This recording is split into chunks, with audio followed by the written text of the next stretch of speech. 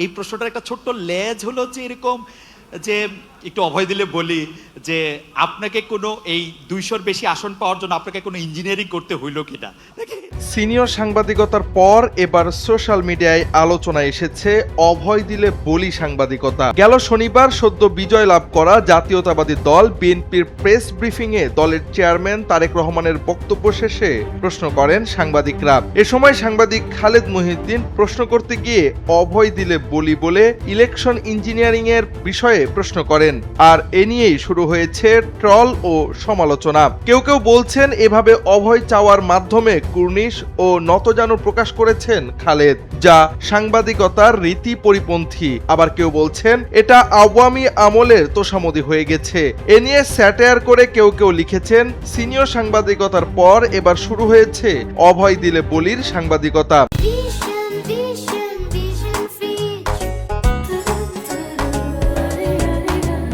তবে এবার এই অভয় দিলে বলির ব্যাখ্যা দিলেন খালেদ মহিউদ্দিন নিজেই। স্টার নিউজের এক টকশোতে তিনি বলেন, কঠিন প্রশ্ন করার সময় সাংবাদিকতার একটি বিশেষ রীতি বা ইউফেমিজম ব্যবহার করে তিনি উত্তরদাতাকে একটি স্বস্তির জায়গা দিতে চেয়েছিলেন।